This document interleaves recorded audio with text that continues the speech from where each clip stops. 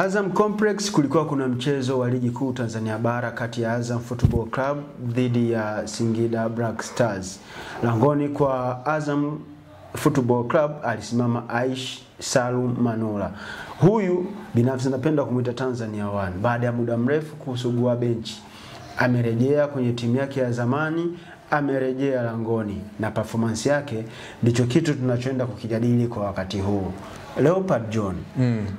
Kwa mara ya kwanza baada ya zaidi ya mechi 30 za ligi kuu Tanzania bara, Aish Salum Manula anarejea langoni kuiwakilisha Azam this time. Performance yake kabla ya kingine chochote kile, performance yake yenyewe wewe ulionaje? Of course bado ameendelea kuonesha hii ni golikipa mwenye historia kubwa Tanzania na Afrika ya Mashariki. Bado ubora wake uko pale pale, na ile kauli ya wahenga waliosema kwamba ng'ombe hazeeki maini ndicho ambacho kimekwenda kuonekana jana kwa Aish Salum Manula akiwa kwenye milingoti mitatu ya Azam FC. Ni wazi nafasi yake kwa wakati huu imekuwa ngumu mbele ya Zuberi Foba, lakini pia mbele ya Issa Fofana katika timu ya Azam FC, lakini pia Mwalimu Ibenge amekuwa hampi nafasi kwenye kikosi chake cha kwanza. Lakini jana overall performance ni kama vile ameamua kumwambia Mwalimu Miguel Gamondi awai kwenye squad ya national team jawali, mimi jina langu alipo kwa hili ambacho ametufanya. Yeah, of course ana zaidi ya mwaka mzima hajacheza. Yes, overall msimu mzima uliopita hakucheza.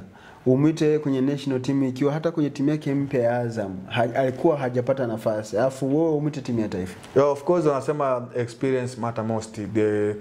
Hiyo ni kauli ambayo nitaendelea kuitumia na nitaendelea kuiamini katika maisha yangu kwamba uzoefu unakuwa una maana sana kwa wakati mwingine. Manula ni golikipa mwenye uzoefu mkubwa na soka la bara la Afrika. Anafahamu figisu za mpira wa Afrika, anafahamu chungu na tamu za mpira wa Afrika. Kwa wale walinda milango ambao wameitwa kwenye national team, namzungumzia Masalanga wa Singida Black Stars, namzungumzia Zuberi Foba wa Azam FC. On levels unakuja kuangalia bado wana mengi ya kujifunza kutoka kwa Aish Manula, lakini unakuja kurejea tena kwamba national team inakuwa gani current performance kwa wachezaji, kwamba national team itakapokutia hapo gari limewaka kwa mchezaji ndio lazima waende kwenye national team.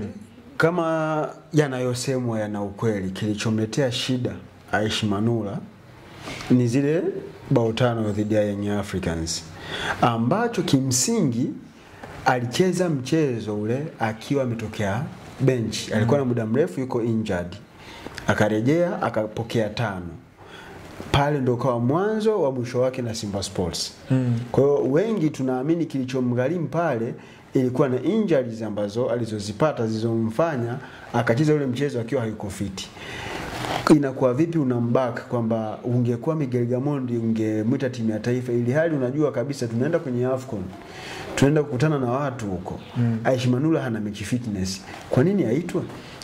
Kuna wakati ilifika timu ya taifa ya Uganda The Cranes, umri wa Dennis Onyango ulikuwa umekwisha kupita, lakini bado alikuwa wanaendelea kumtumia, lakini alikuwa anacheza Mamelodi kwenye kuamini. Yeah, of course kwa wakati huo pia Mamelodi alikuwa na struggle. Lonnie Williams alikuwa yupo kwenye ubora kweli kweli, yani kumwona langoni ilikuwa ni kwenye zile mechi ambazo wanasema Mamelodi anacheza friend match ndio anakuja kumwona Dennis Onyango. Lakini kwa kutambua thamani na mchango wa Dennis Onyango, national team ya Uganda, alikuwa ni mwalimu yule Micho Brazil, alikuwa anamuita kwenye kikosi. Ndio safari hii jina lake sijaliona na amekwisha kustaafu. Micho ni national team wa Bulgaria, upande wa mashariki mwa Europe, either Slovenia, wapi kule Yugoslavia ndo nyumbani. Yeah, of course unakuja kuangalia kwenye call up sasa hivi ndio hayupo kwenye kikosi mara baada ya kustaafu.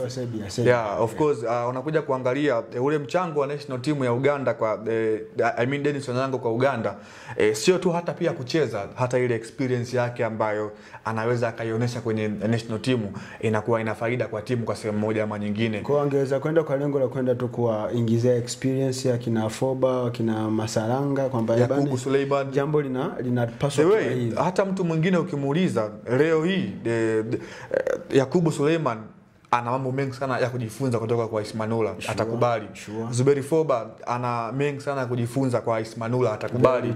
Hata pia Hussein Masalanga ana mengi ya kujifunza kwa Ismanula. Sasa unamwachaje goalkeeper mwenye experience kama hii, and then unategemea nani ambaye atakwenda kumtoa? Shida yangu mimi ni match fitness. Yeah, of course. Match fitness ndio kitu ambacho kingeweza kumfanya Ismanula akakosa nafasi kwenye lango la timu ya taifa, lakini speaking of class, hakuna mtu ambaye tunaweza tukamweka kwenye kapu moja na Ismanula kwa sasa, lakini ile match fitness ndio kitu ambacho kinamuondoa, na ndio maana unasikia kuko kimya, yani hakuna anayelalamika kwa nini Ismanula hajaitwa. Yeah. Ni kwa sababu amekosekana sana. Ni kweli kuna kipindi tulikuwa tunasema kwamba taifa litafuta golikipa mwingine tofauti na Ismanula. Hata pia aliyekuwa kocha mkuu wa national team Hemed Suleiman Morocco alishawahi kuzungumza kwamba taifa linahitaji golikipa mwingine na washambuliaji. Na hiki ndicho ambacho kimekuja kutokea. Unaona mwalimu alijaribu kuwaamini vijana wadogo kama Zuberi Foba ambao performance yao wanaionyesha, akina Yakubu Suleiman aina ya performance ambao wanaionyesha, Hussein Masalanga the same aina ya mchezo ambao wanauonyesha, lakini sio uwezo ukawaacha hawa ambao ni legend moja kwa moja kwa safari hii.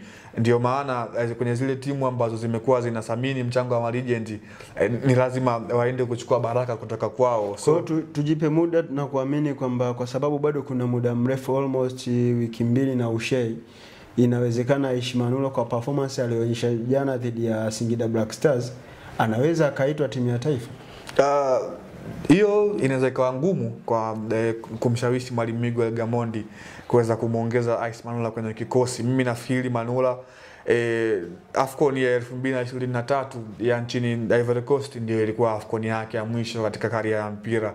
Sidhani kama tutakuja kumuona tena Manula kwenye michuano ya AFCON. Kuna 2027 lakini na wanasema the way ambavyo goalkeeper anavyozidi kuzeeka ndivyo anavyozidi kuwa mtamu. Kwa hiyo inawezekana 2027 tukawa naye. So ndo maana nasikitika sana kwa hicho ambacho kimetokea kwa Ismanula. Wakati nakumbuka Juma Kaseja tumekuja kumuona the way ambavyo anamalizia mpira wake. Tulimlazimisha. Na tulimlazimisha wenyewe, lakini kwa Manula imekuwa ni very simple. Tunaachia dhahabu ambayo tumeichimba kwa muda mrefu kuweza kupotea. Ismanula kuna wakati alikuwa kama vile nuru kwenye national team. Yaani tulikuwa tunaamini kwamba tunaye goalkeeper, yani tutakuwa tunahangaika katika maeneo yote kwamba timu haifungi, lakini golini kuna mtu kwa kule Ismanula yule ambaye alikuwa bora mpaka wakati ambao TP Mazembe walipeleka ofa kwenye klabu ya Simba na kuanza kumuhitaji. TP Mazembe waliuona ubora wa Ismanula, na kuna wakati Kaizer Chiefs walihusishwa na Ismanula, Orlando Pirates the same, Chippa United pia, wote hawa walihusishwa na Ismanula. Ni kutokana na kile ambacho alikuwa akikionyesha huko nyuma. I hope ndio utakuwa mwanzo wa maisha yake mapya ndani ya Azam, na ataendelea kupata mechi kadri muda unavyozidi kwenda, na atarudi kwenye utimamu wake, na 2027 inshallah atakuwa ni sehemu ya wachezaji ambao watakiunda kikosi cha timu ya taifa kwenye AFCON ambayo itahusiwa hapa nchini Tanzania. Mimi ni Lusamo Hamisi Lusamo, nilikuwa na Leopard John. Hii ni The Golden Boot.